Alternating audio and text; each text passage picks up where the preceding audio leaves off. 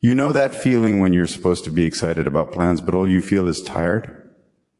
When someone asks a simple question and your mind goes blank, not because you don't care, but because something inside you just hesitates. Here's what most people get wrong. It's not about hating people. It's about something far more complex that lives beneath the surface.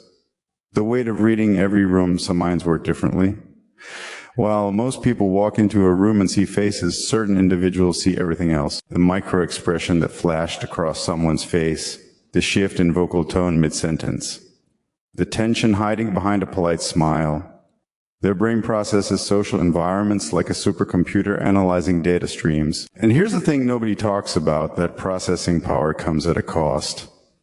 Imagine your mind running 100 calculations per conversation while everyone else runs 10. You're not choosing to analyze, your brain simply can't stop. By the end of a normal social interaction, you've burned through energy most people don't even know exists. This is an introversion. This is emotional overstimulation. And it changes how you experience the entire world. The exhaustion, nobody sees. People who crave distance aren't running from connection. They're managing an invisible workload. Every interaction requires them to calibrate their tone to match the room, suppress reactions that might be too much, translate their actual thoughts into socially acceptable language, monitor others' comfort levels, constantly adjust their personality. In real time, it's like being an actor who never gets to leave the stage. The performance becomes so automatic they forget they're even doing it, but the exhaustion that never lies, when they choose solitude, they're not being antisocial.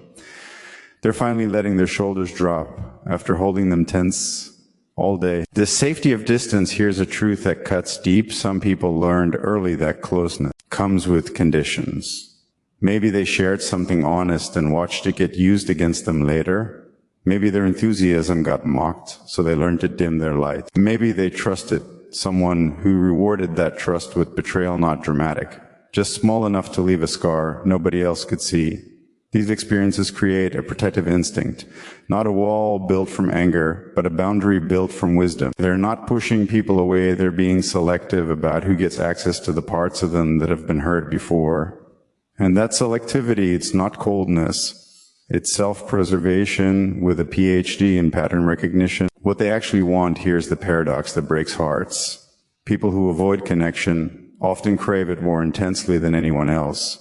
But they're searching for something specific, conversations where nobody is performing, where silence isn't awkward, it's comfortable, where you can think before you speak without someone filling the gap with noise, relationships without pressure, where your presence is enough, where you don't need to prove your worth through constant availability or emotional labor, honesty without consequences, where vulnerability doesn't become ammunition, where your complexity is welcomed, not weaponized. The problem, these connections are rare, so they wait in solitude, not because they want to, but because shallow connection feels more lonely than being alone. The rich inner world, while everyone else is networking, they're building civilizations in their mind.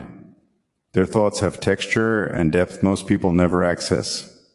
They replay conversations, not from insecurity, but from genuine curiosity about human behavior. They imagine scenarios, explore ideas, question everything, including themselves. Their inner world is an empty space waiting to be filled by others. It's a fully furnished universe with its own logic, beauty, and meaning. When someone interrupts this world with surface-level small talk, it's not that they're being rude, it's that you're asking them to abandon something profound for something hollow. And they've learned that trade isn't worth it. The misunderstood depth people see their quiet and call it cold. They see their boundaries and call it rejection. They see their careful nature and call it overthinking. But here's what's really happening. The cold person feels emotions in 4K while everyone else is watching standard definition. That rejection is actually them protecting energy they need to function. That overthinking is a mind that notices what others miss and can't unsee it. They don't feel less. They feel more. So much more that they need distance just to process it all. Their silence isn't empty. It's full overflowing. Actually, with observations, emotions, and thoughts they're still sorting through while everyone else has already moved on.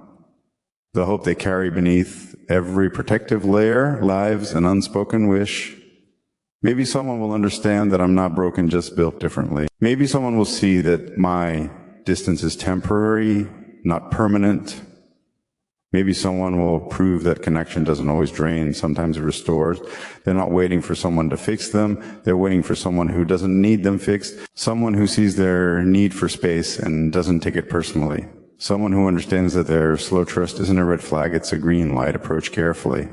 What changed everything when the right person appears, patient, genuine, steady, something shifts. The world gets quieter. Conversations feel lighter. That constant emotional calculation finally stops. Replaced by something they forgot existed, ease.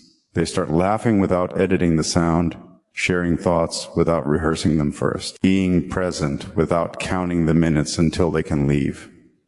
Their guarded inner world opens up, not because someone knocked down the walls, but because someone waited peacefully outside until the door opened naturally. The real truth people who need distance don't hate humanity. They're protecting their humanity until they find someone who handles it with care. They're not antisocial, they're selectively social, and there's profound wisdom in that distinction. Their standards aren't too high. The world's noise is just too loud for the frequency they operate on.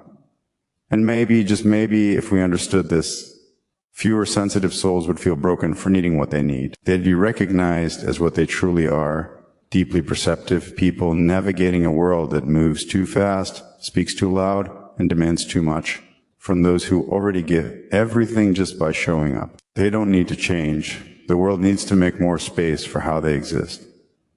Because at the end of the day, the people who seem to dislike people the most, they're often the ones who understand people the best. They've just learned that understanding something doesn't mean you have to constantly engage with it.